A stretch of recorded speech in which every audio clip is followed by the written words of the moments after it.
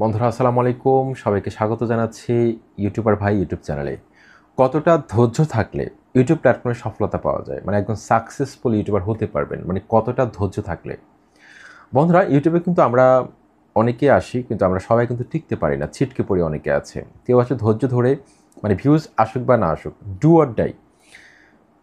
ঠিক আছে, অনেকে আছে একদম প্রতিজ্ঞা করে যে আমার ভিউজ আসুক বা না আসুক, আমি কিন্তু ইউটিউবে টেকে থাকবো, ইউটিউবিং করা ছাড়বো না। আবার অনেকে আছে যে এখানে টিকতে পারে না, মানে ভিউজ না আসলে, সাবস্ক্রাইবার না আসলে, চ্যানেল মনিটাইজ না হলে চলে যায়। তো বন্ধুরা, আজকে আমার কিছু স্টোরি শেয়ার করবো আপনাদের সাথে, যেটা আপনাদেরকে মোটিভেট করবে, দারুণভাবে মোটিভেট করবে আপনাদেরকে ইউটিউবে টিকে থাকার জন্য। এবং একজন সাকসেসফুল ক্রিয়েটর হওয়ার ক্ষেত্রে কিন্তু যারা অলরেডি ডিমোটিভেট হয়ে আছেন, মানে ভিউজ নিয়ে, সাবস্ক্রাইবার নিয়ে, এমনকি ব্যাড কমেন্টের সম্মুখীন হচ্ছেন প্রতিনিয়ত, চ্যানেলের মধ্যে কাজ করলে, আপনারা যারা ফেস ক্যাম ভিডিও তৈরি করেন, ফেস ক্যাম ছাড়াও কিন্তু যারা ভিডিও তৈরি করেন, দেখবেন যে আপনাদেরকে অনেকেই ব্যাড কমেন্ট করে চেষ্টা করে আপনাদেরকে কীভাবে নিচে নামানো যায়। এমনকি অনেকে কিন্তু সফলও হয়। কিন্তু আমার ক্ষেত্রে যারা ব্যাড কমেন্ট করেছিল, তারা কিন্তু সফল হয়েছিল একটা পর্যায়ে। আমি কিন্তু ১-১.৫ বছর কিন্তু আমি ইউটিউবে ভিডিও ছাড়িনি। তারপর কিন্তু আমি আবার ব্যাক করি। ঠিক আছে? তো এটা আমাকে আসলে দমিয়ে রাখতে পারেনি। আমি ৮ বছর ধরে ইউটিউবে আছি। ২০১৬ সালের মার্চ মাসে মনে হয় আমি যাত্রা শুরু করি। হয়তো অনেকে জানেন যারা আমার পুরনো সাবস্ক্রাইবার্স রয়েছেন, এমনকি ট্যাগ ক্যাটাগরিতে যারা পুরনো কন্টেন্ট ক্রিয়েটর রয়েছেন, তারা অনেকে হয়তো আমার সেই চ্যানেলটাকে চিনেন। তো বন্ধুরা, নতুন অবস্থায় চ্যানেলে যাত্রা শুরু করার পর আমার ট্যাগ ক্যাটাগরি ছিল না, অন্য ক্যাটাগরিতে কাজ করতাম। সেই ক্যাটাগরিগুলোতে আমি সফলতাও পেয়েছিলাম। কিন্তু পরবর্তী সময়ে আমি সেই ক্যাটাগরিতে আসলে নিয়মিত ভিডিও ছাড়তে পারিনি। কারণ এতগুলো টপিকস আমার কাছে নেই। এতগুলো টপিকস আইডিয়া কিন্তু আমি পাচ্ছিলাম না। তার কারণে আমি ইউটিউব টিপস অ্যান্ড টিপস ক্যাটাগরিতে পরবর্তীতে চলে আসি। প্রচুর পরিমাণে ব্যাড কমেন্টের সম্মুখীন হতে হয়েছিল। আমার ভিউজ আসতো ১০০টা, ২০০টা, তারপর 1K ভিউজ আমি তো পেতাম না। যখন আমি নতুন ইউটিউব টিপস নিয়ে কাজ করা শুরু করি, ভিডিও ছাড়া শুরু করি। আমাকে অনেক গালিগালাজ করতো অনেকে, মানে তোর নিজের ভিউজ নেই, মানে অকথ্য ভাষায় কিন্তু আমাকে খুব গালিগালাজ করতো। তো এগুলো দেখে আসলে খুব খারাপ লাগতো যে আমি এত কষ্ট করে ভিডিও তৈরি করি, রাত্রে ঘুম মেরে। আমি তখন নতুন, আসলে অত ভালোভাবে থাম্বনেইলও তৈরি করতে পারতাম না, মানে ভিডিওর কোয়ালিটি অতটা ভালো ছিল না। আমি ক্যামেরা লেন্সের দিকে তাকিয়েও কথা বলতাম না, মানে অনেক ইনার্শা ছিল। তারপরও আমি আমার ভিডিও কন্টেন্ট কোয়ালিটি কিন্তু ভালো করার জন্য প্রতিনিয়ত কিন্তু আমি চেষ্টা চালিয়ে গিয়েছিলাম। এমনকি আমি রেগুলার ভিডিও ছাড়তাম, একদিন ২টা ৩টা করে ভিডিও ছাড়তাম। তো এই কমেন্টসগুলো কিন্তু আমার কাছে খুব খারাপ লাগতো। আপনাদের হয়তো এরকম অনেকে কমেন্টস করে। ইভেন আমাকে এখনও অনেকে আমার ভিডিওর মধ্যে এখনও অনেক কমেন্ট করে। দেখুন, 46,000 সাবস্ক্রাইবার্স আমার চ্যানেলের মধ্যে অলরেডি আছে। তারপরেও কিন্তু এরকম ব্যাড কমেন্টের সম্মুখীন হতে হয়। প্রত্যেকটা ভিডিওর মধ্যে ৩টা ৪টা এরকম থাকে। তো এগুলোকে স্কিপ করে ফেলি এখন। এখন এগুলোকে আসলে মাথায় নিই না। এমনকি যে যতভাবেই এই ধরনের ব্যাড কমেন্ট করুক না কেন, কারণ এটা আমার আ এ এটা ওভারকাম করার মতো একটা শক্তি কিন্তু আমার মধ্যে কিন্তু এখন সঞ্চার হয়েছে। এখন এই ধরনের ব্যাড কমেন্ট করে কিন্তু আমাকে ডিমোটিভেট করা কিন্তু যাবে না। কারণ আমি সেই স্টেজটা পার হয়ে এসেছি। তো বন্ধুরা, যাদের পারিবারিক শিক্ষার অভাব রয়েছে, এমনকি শিক্ষা প্রতিষ্ঠানের যাদেরকে ভালোভাবে শেখায়নি, তারা এই ধরনের ব্যাড কমেন্ট করবে। সহজ কথা হচ্ছে এটা। ২০০৮ সালে ইন্টারমিডিয়েটে ভর্তি হই আমি ঢাকার নটরডেম কলেজে। তারপর নটরডেম কলেজে ভর্তি হই, ১০-এ ইন্টার পাস করি।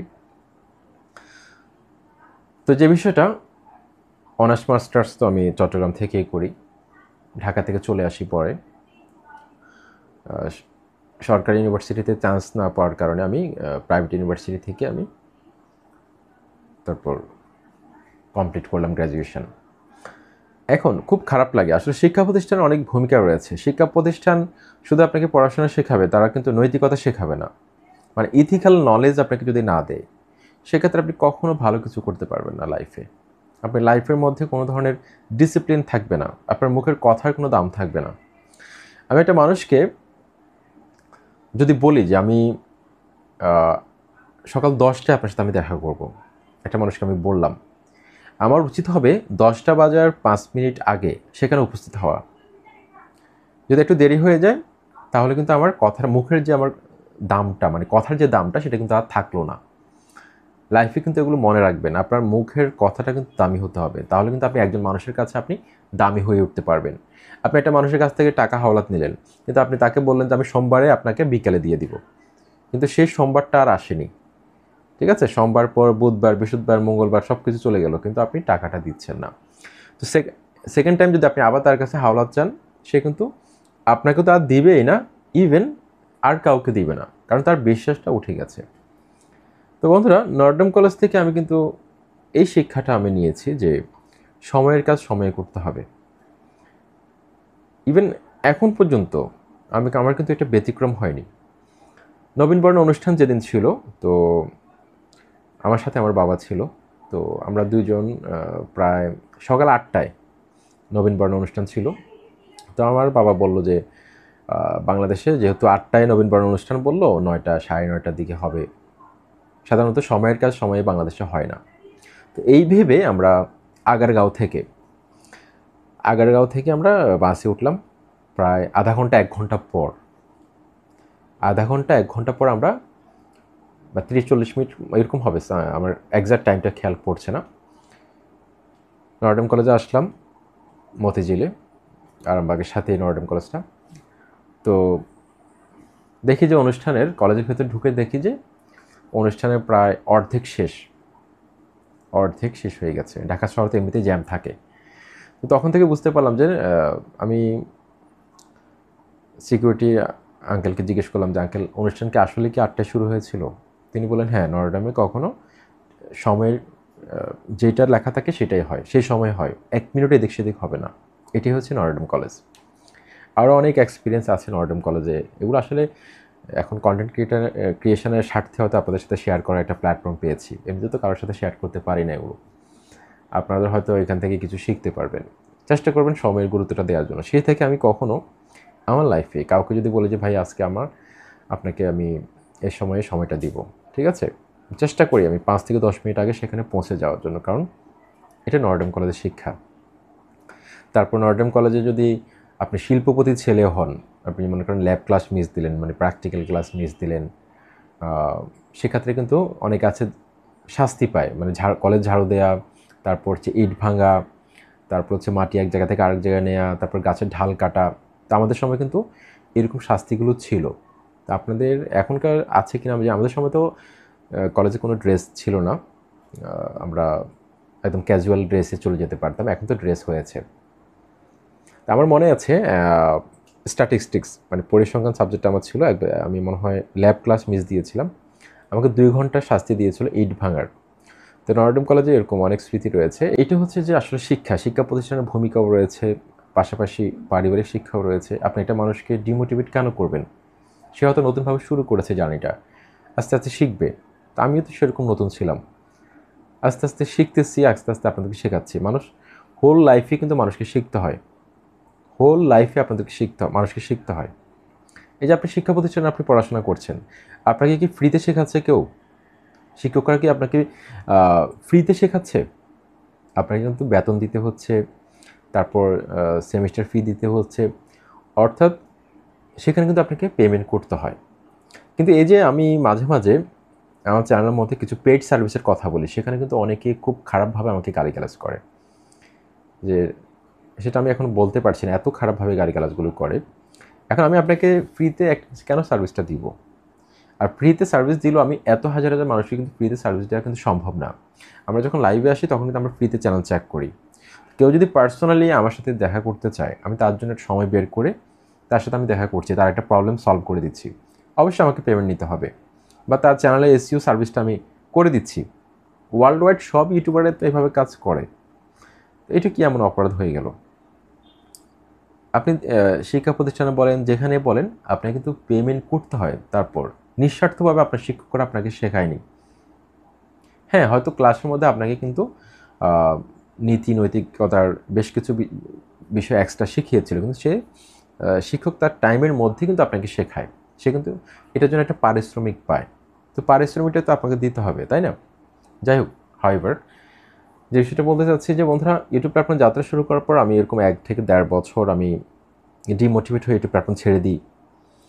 প্রথমত হচ্ছে যে ব্যাড কমেন্টের কারণে, তারপর হচ্ছে যে আমার চ্যানেলের মধ্যে ভিউজ আসতো না।